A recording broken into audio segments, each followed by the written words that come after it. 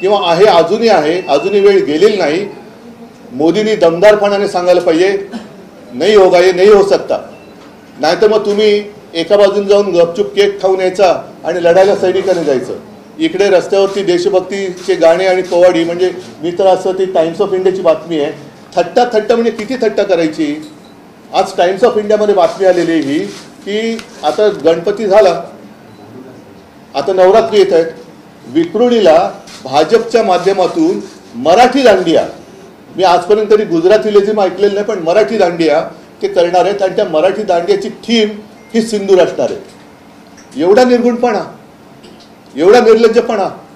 म्हणजे तिकडे माता भगिनींची, म्हणजे आपल्या भगिनीच तरुण मुलींची तिकडे सौभाग्य उजाडलं गेलं.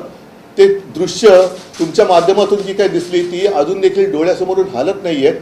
त्यांचा आक्रोश आजही कानामध्ये आपल्या घुमतो आहे. आणि हे निर्लज्ज देशभक्तीच्या नावाने सिंदूर वाटप काय करतायत, दांडिया काय खेळतायत. मग उद्या जे त्यांची मॅच बघायला जातील, एक गोष्ट मला जरा दिलासादायक वाटते की दरवेळेला हिंदुस्थान पाकिस्तानची मॅच म्हटल्यानंतर काही मिनिटामध्ये तिकीट विक्री हाऊसफुल व्हायची. आणि आजपर्यंतची जी बातमी आहे की अजूनही म्हणावा तसा प्रतिसाद या मॅचला मिळालेला नाही.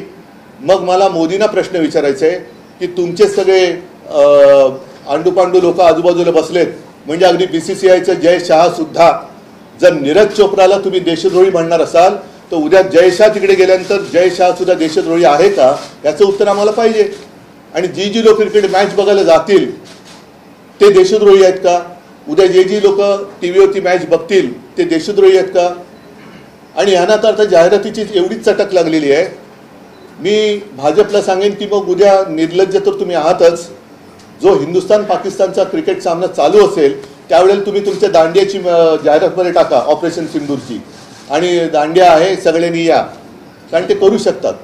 हा एवढा सगळा कळस बघितल्यानंतर आम्हाला असं वाटलं होतं की एक कणखर पंतप्रधान आपल्या देशाला लाभेल, म्हणून आम्ही तेव्हा त्यांना पाठिंबा दिला होता. पण आपली विदेश नीतीसुद्धा ही सरपटणारी ठरलेली आहे. अतिशय म्हणजे गुळगुळीत पाठकणाहीन असं हे सरकार आपल्याला काय न्याय देऊ शकेल.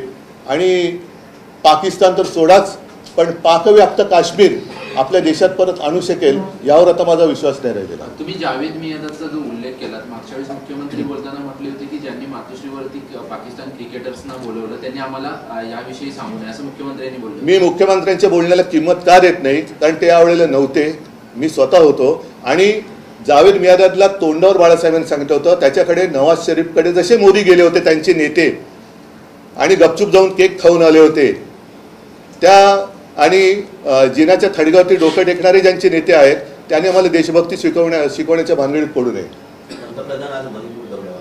मला उद्याच्याबद्दल बोलायचं आहे. उद्धवजी, पण तुम्ही आता भाजप आणि सरकारवर टीका करता, तुम्ही देशातल्या क्रिकेटपटूंना काय आवाहन कराल, कारण तेही खेळणार आहेत. आणि जे शेवटी असं आहे की अगदी हरभजन सिंग पण आता म्हणाले की हे होता कामा नये. मध्ये सौरभ गांगुली पण बोलले होते. आणि शेवटी काय होतं की त्यांनी जरा काही करायचं म्हटल्यानंतर आज सुद्धा ते सगळ्या क्रिकेटच्या नाड्या जयशहाच्या हातात आहेत. तो त्यांना पूर्णपणे म्हणजे देश हरला काय जिंकला काय, पण माझ्या विरुद्ध बोलला असता घरी जा. ही खरी जयशहा आणि अमित शहा आणि मोदींची परीक्षा आहे की तुमच्या लेखी व्यापार महत्त्वाचा आहे. उद्या क्रिकेटच्या सामन्यातून जो काही रेव्हेन्यू मिळणार आहे, म्हणजे आपल्याकडनं सुद्धा कुठला तो फायनलचा सामना होता तो मुंबईचा त्यांनी अहमदाबादला नेला होता पैशासाठी, तर त्यातून मिळणारे पैसे तुम्हाला देशापेक्षाही प्यारे आहेत का, ह्या प्रश्नाचं उत्तर त्यांनी द्यायला पाहिजे. महिला सगळ्या उतरणार आहेत, कारण सिंदूर आहे. माझं कुंकू माझा देश ही त्या आमच्या आंदोलनाची किंवा जो काही निषेध करतोय त्याची ती एक शीर्षक आहे. पण उद्धवजी, जसं भारत पाकिस्तान युद्ध आणि आताही आपल्या जशी लष्करानं कामगिरी केलेली आहे, भारत पाकिस्तान क्रिकेट सामन्याकडे युद्ध म्हणूनच बघितलं जातं. आणि अनेकदा भारतीय संघानं हा बकवास आहे क्रिकेट रसिकांची हा बकवास आहे.